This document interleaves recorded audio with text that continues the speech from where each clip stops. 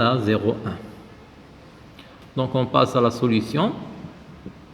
Ici, vous voyez, si on a fait varier le courant I de 0 jusqu'à 1 ampère par pas de 0,2, on obtient le tableau suivant. Donc je vous ai donné directement un tableau où j'ai fait très simple, j'ai fait varier à la place de la tension en fonction du courant. Ici, j'ai commencé avec le courant. Pour courant de 0 ampère, j'ai une tension U, j'ai trouvé 0. Pour un courant de 0,2 ampère, la valeur trouvée, l'U sur le voltmètre, c'est 1 volt. Pour 0,4, c'est 2. Pour 0,6 ampère, la valeur, c'est 3 volts. Pour 0,8 ampère sur l'ampèremètre, la valeur de U est égale à 4. Et pour 1 ampère, vous avez la valeur de la tension au banc des deux résistances qui sont branchées, qui sont R1 et R2. La valeur de U est égale à 5. Donc vous avez plusieurs valeurs pour le branchement en série. De même, pour le branchement en parallèle, on a laissé la résistance R2 ici, regardez, c'est la même 3. Et on a changé la résistance, on a placé à la place de R1 dans le branchement en série. Ici, dans le branchement en parallèle, on a enlevé R1 et on a placé R2 en parallèle avec R3 pour que puisse avoir des valeurs simples.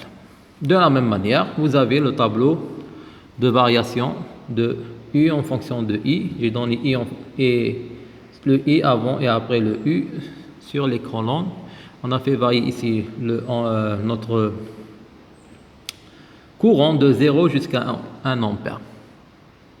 C'est bon, et on a donné U, la variation. On aurait pu donner jusqu'à 5, mais pour ne pas encombrer notre schéma, on s'est restreint à une courbe simple de à peu près 6 valeurs pour dessiner notre graphe. C'est bon? Donc si on dessine U en fonction de I, la tension en fonction du courant, on regarde que nos points vont appartenir à une droite. L'équation de cette droite, donc U est égal à alpha fois I. Donc si on prend U est égal fonction Y, X sur l'axe des X, j'ai le I.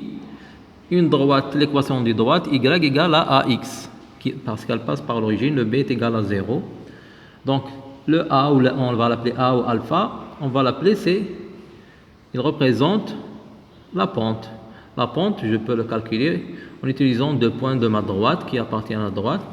Le delta U sur le delta I, je pourrais mesurer cette pente. Donc, si je prends par exemple ici 4, la valeur pour I égale à 0,8, j'ai une tension de 4 volts.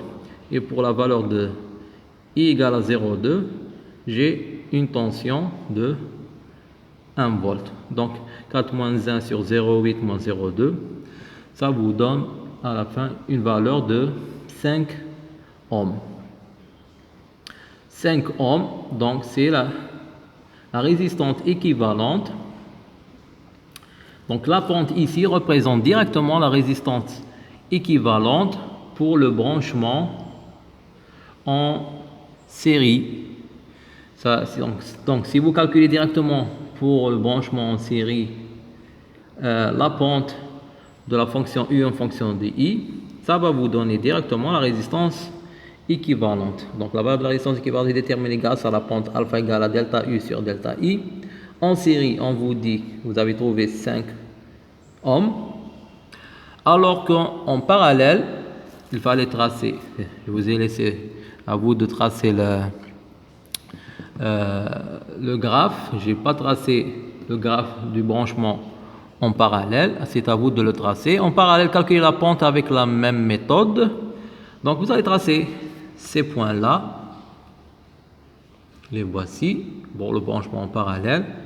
Vous allez obtenir une droite, mais elle aura une pente plus petite, normalement. Et vous allez utiliser que la résistance équivalente pour le branchement en parallèle, une fonction de I, ça va vous donner le R équivalent directement. Vous allez trouver quelle est la valeur de la résistance équivalente. C'est bon? C'est à vous de la trouver. Donc, il faut dessiner la droite, U en fonction de I pour le branchement en parallèle. Calculer la pente, vous allez trouver le alpha. Ce que vous avez trouvé comme alpha, ça représente la résistance équivalente en parallèle. Normalement, vous pouvez aussi la voir si vous utilisez cette valeur et cette valeur-là. Et vous avez aussi, comme on additionne les résistances en branchement en parallèle, si vous utilisez cette loi, vous allez pouvoir comparer cette valeur avec la loi du branchement en parallèle et vous allez la voir le R équivalent pour le branchement en parallèle à partir du graphe. Donc à partir du graphe, vous pouvez déterminer le R équivalent et à partir de la loi des additions des résistances en parallèle, vous pouvez aussi avoir la valeur. C'est bon? Il faut tracer le graphe, ensuite déduire grâce à la pente, vous allez trouver le R équivalent, il vaut combien.